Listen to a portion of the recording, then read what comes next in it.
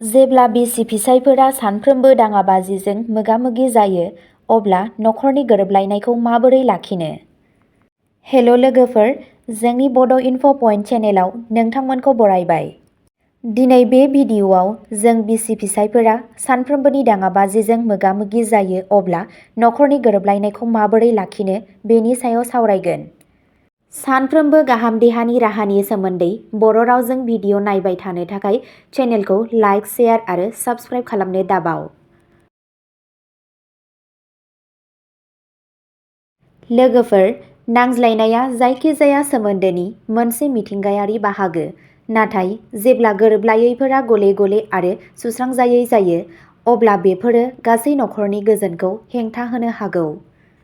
बिसि-फिसायनि गेजेराव सानफ्रोमबोनि बाथ्रा दान्थेलायनाया खालि बिसोरनि सोमोन्दोखौल' गाज्रि खालामा, नाथाय नखरनि गुबुन सोद्रोमाफोर, गुबैयै गथ'फोरनि गोसोआरि गाहामखौबो गोहोम खोख्लैयो।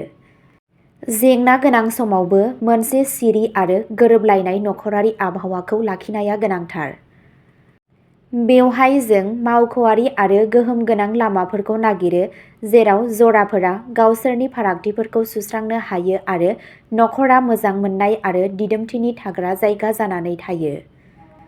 बिसि-फिसायनि दावराव-दावसिनि समाव नखरखौ सिरि आरो सान्थि लाखिनायनि माखासे राहाखौ फै जों सावरायदिनि।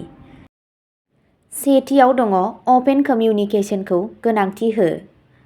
गेवलां आरो थार सुंज्लायनाया जेंनाफोरखौ सुस्रांनो थाखाय गोनांथार। दाय होनायनि अनगायै बुजिनायाव गोसो होनानै गोजोनै सान्नायफोरखौ सावरायनो थाखाय मोनसे गेजेरारि बुब्लि सायख'। बेयो गोरोन्थि बुजिलायनायखौ बांहोनायनि सिगां फोजोबनायाव मदद होयो। नैथियाव दङ आर्गुमेन्टफोरनि थाखाय सिमाफोर गायसन।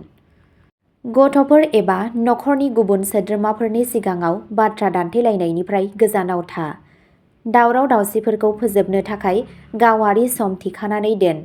नखरनि रैखाथिनि मोन्दांथिखौ लाखिनायनि थि खालाम। थामथियाव दङ इम्पेथिखौ सर' खालाम। थासारिखौ नोंथांनि पार्टनारनि नोजोरजों नायनो नाजा।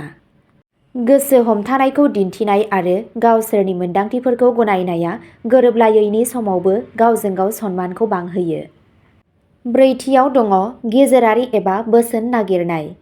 जेब्ला दावराव-दावसि जाबाय थायो, अब्ला सासे गेजेरारि सुबुं, नखरारि बैसोगोरा एबा बोसोनगिरिखौ लाफानायनि बाथ्रा सान। बायजोआरि नोजोरथिया गोबां समावनो जाफ्लेबाय थानाय जेंनाफोरनि थाखाय सोरजिलु सुस्रांनाय जगायो। बाथियाव दङ दावराव-दावसि सुस्रांनाय मावखान्थिफोरनि सायाव गोरोबलायनाय।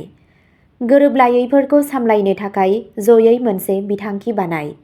बिदिन्थि बायदियै, दुंहाव बाथ्रा दान्थेलायनाय समाव जिरायनाय ला एबा गोनांथार आयदाफोरनि सायाव सावरायनो थाखाय थि समफोरखौ आलादा दोन।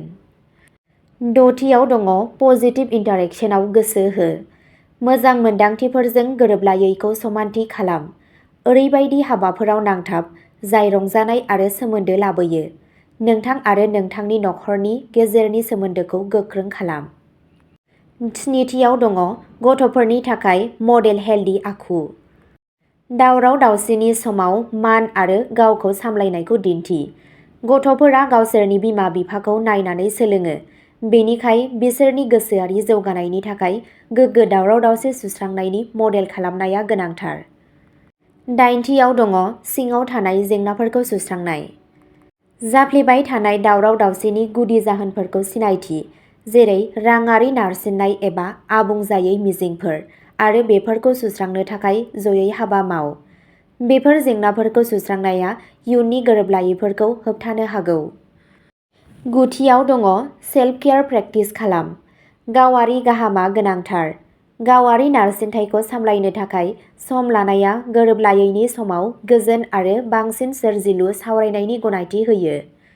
जिथियाव दङ मोनसे हेफाजाबारि नखरारि आबहावा सोरजि। नखरनि गासैबो सोद्रोमाफोरनि गेजेराव सनमान आरो गेवलां सुंज्लायनायनि हारिमुखौ फोजौ। मोनसे मोजां आबहावाया बिसि-फिसायनि दावराव-दावसिनि गोहोमनि बेरेखायै मोनसे बाफार महरै खामानि मावनो हागौ। बेफोर मावखान्थिफोरखौ नाजावनानै, बिसि-फिसायफोरा गावसोरनि नखरनि गोसोआरि गाहामखौ रैखा खालामनायजों लोगोसे गावसोरनि फारागथिफोरनि गेजेरजों हाबा मावनो हायो। गोसोआव लाखिदि मोनसे सिरि आरो खौसे नखरा बयखौबो जौगानो थाखाय मोनसे जोथोन लानो हानाय जायगा सोरजियो। अब्ला लोगोफोर, दिनैनि भिडिअ'आ बेखिनियावनो जोब्बाय। नोंथाङा भिडिअ'खौ नायना मोजां मोनदोंब्ला चेनेलखौ लाइक, साबस्क्राइब एन्ड शेयार खालामना होदो। गोजोन्थों।